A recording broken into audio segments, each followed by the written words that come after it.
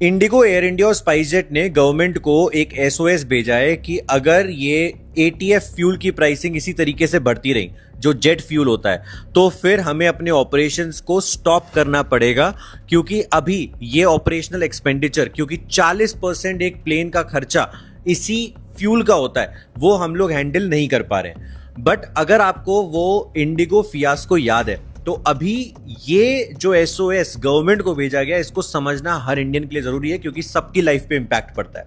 देखिए हो क्या रहा है, ये सबको पता है कि मिडिल ईस्ट में जो ये ईरान यूएस का वॉर हुआ, उसकी वजह से ऑयल बहुत हद तक आ नहीं पाता है, आता है तो उसकी प्राइसिंग बढ़ जाती है। अब जेट फ्यूल में क्या होता है, इंडिया में ये क्रूड ऑयल आता है, वो रिफाइन होता है और फिर जेट फ्यूल भी बनता है, जैसे पेट्रोल और डीजल बनता है। अब इसमें एक चीज होती है क्रैक स्प्रेड।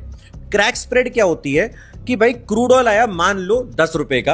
और जेट फ्यूल जो मिला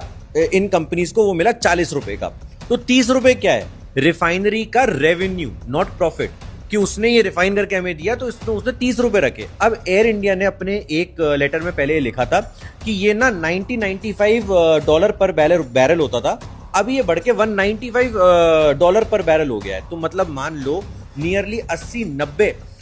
डॉलर पर बैरल का इंक्रीज हो गया है, और इसकी वजह से इनको प्रॉब्लम फेस करनी पड़ती है। अब गवर्नमेंट ने इस पे क्या किया था, जो गवर्नमेंट की खुद की ऑर्गेनाइजेशंस हैं, उनको तो एक मैसेज दे दिया गया कि भाई आप किसी भी तरीके से क्रूड ऑयल ये जो एयरलाइंस को देते हैं, इस पे आप 25% से ज्यादा का एकदम से हाइक नहीं करोगे। और साथ में जो रिफाइनरीज इंडिया के बाहर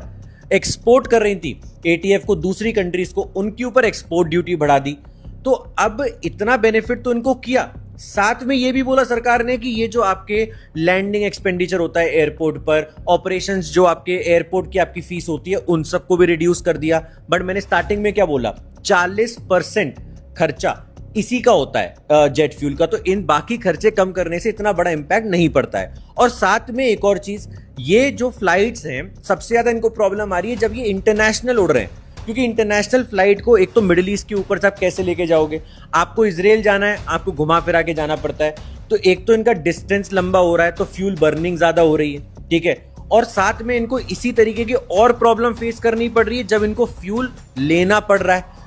अलग अलग रिफाइनरीज से, तो वहां भी इन्हें प्रॉब्लम आती है कि प्राइसिंग बढ़ती चली जा रही है। इस पे काम करना पड़ेगा, गवर्नमेंट को भी एक्शन लेना पड़ेगा, क्योंकि बाकी कंट्रीज में बहुत जगहों पर गवर्नमेंट ने एक्शंस लिए हैं।